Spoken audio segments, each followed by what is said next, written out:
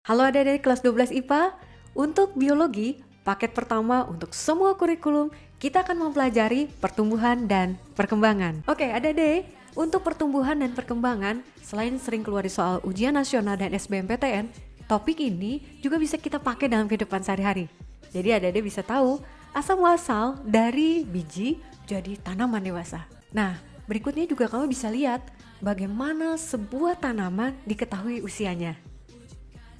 Nah, adik-adik, ternyata usia dari suatu pohon itu bisa kita tahu dari lingkar-lingkar yang bisa kelihatan kalau ada batang ditebang gitu ya. Nah, lingkaran itulah nanti yang disebut dengan lingkar tahun, dan adik-adik bisa tahu nanti kok bisa begitu ya setelah penjelasan di belakang. Nah, adik-adik nanti setelah kita bahas semuanya ya fitohormonnya, jadi kita akan bisa menerangkan fenomena matengin buah yang disimpan dalam box beras. Pernah nyobain gak tuh? Ya, ada ilmu biologinya ya. Terus ada juga cerita tentang kok bisa ya daun teh diambilin terus ya, tapi pohonnya enggak gundul-gundul. Dan itu bisa dijawab setelah kita lihat fitohormon. Halo adik-adik kelas 12 IPA, untuk biologi, paket pertama untuk semua kurikulum, kita akan mempelajari pertumbuhan dan perkembangan. Nah, adik-adik sekarang kita saatnya membuat suatu perbandingan. Apa sih pertumbuhan? Pertumbuhan itu ternyata adalah sebuah proses penambahan jumlah, ukuran, dan massa dari sel. Dan pertumbuhan ini bersifat kuantitatif, ya, bisa diukur. Tapi bersifat irreversible, artinya tidak bisa kembali lagi ke kondisi awal. Contohnya, tanaman yang tumbuh. Kan kalau udah tumbuh gede nggak mungkin ciut lagi ya jadi biji. Nah itu ya pertumbuhan. Sementara untuk perkembangan itu merupakan proses menuju pendewasaan. Bersifat kualitatif, hati-hati terbalik dengan yang tadi ya. Sekarang kualitatif tidak bisa diukur. Dan bersifat reversible, bisa kembali lagi ke kondisi awal. Contohnya pada pemunculan bunga pada tanaman. Ada, tiada, nah itu proses perkembangan. Nah adik-adik, sekarang kita akan lihat seandainya biji itu asal mulanya dari mana gitu ya. Ternyata berasal dari pembuahan ganda. Saat ini kita lihat pada angiosperma ya, atau tumbuhan biji tertutup. Nah, adik-adik bisa lihat di situ itu adalah dasar putik ya, atau kita sering sebut sebagai ovarium bakal buah. Kalau di zoom adik-adik, itu isinya ada beberapa komponen. Nah, adik-adik bisa lihat intinya yang paling penting dari situ adalah adanya ovum. Nah, di sebelah ovum ada yang namanya sinergin. Dan di belakang sinergin, adik-adik bisa lihat itu, bukan hidung babi ya, itu adalah inti kandung lembaga sekunder. Dan di belakang inti kandung lembaga sekunder itu ada antipoda. Dan pembuahan itu akan dimulai dari proses penyerbukan dulu ya. Jatuhnya serbuk sari ke atas kepala putik adik-adik. Nah, kalau serbuk sari itu di zoom lagi isinya, itu akan ada inti generatif. Ada inti generatif 1, itu bisa equal dengan sperma ya, ada 2, sperma 1, sperma 2, dan adanya inti vegetatif. Nah, fungsi dari inti vegetatif ini adalah untuk membuat jalan ya, jalan serbuk, dan juga sebagai guide atau pemandu jalan menuju ovum. Nah, ketika inti vegetatif membuat jalan, maka bertemulah mereka nantinya melalui entry point spermatozoa yang disebut dengan mikrofil. Nah, nanti dari pembuahan itu, inti generatif atau sperma 1 itu akan membuahi ovum. Nah, kalau ada dilihat di situ ada tulisan N ya, itu adalah sebuah penanda dari kromosomnya berapa sih gitu ya. Nah, sperma itu adalah N, atau kita sering sebutnya haploid ya. Ovum juga N.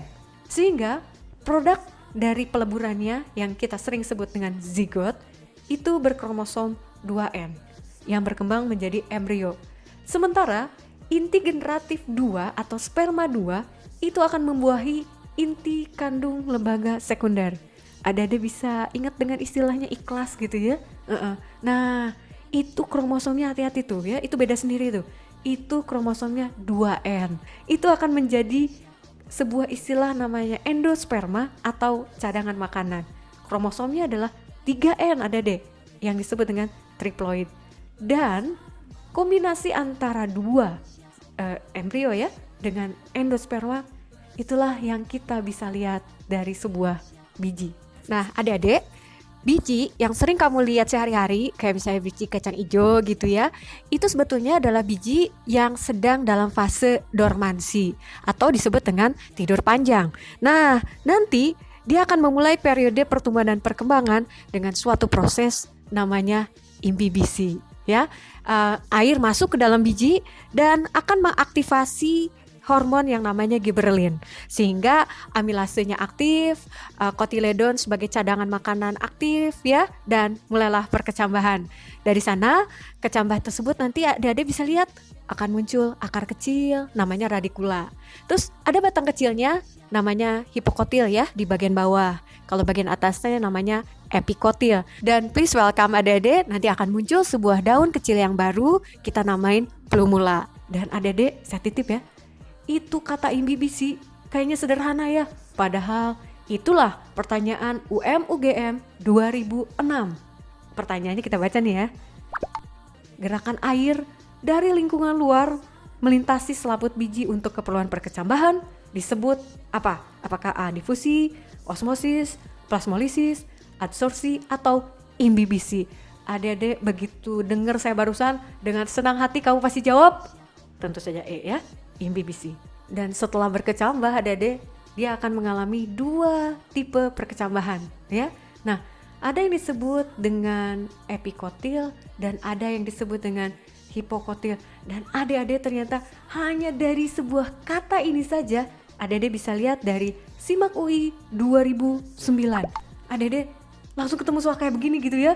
Nah, adik-adik, untuk menjawab soal SIMAK UI yang tadi, mari kita bongkar satu-satu ya. Epigel adik-adik itu merupakan pertumbuhan hipokotil yang memanjang. Jadi hipokotilnya yang memanjang, sementara kotiledon dengan plumula jadi ikut terdorong ke atas permukaan tanah.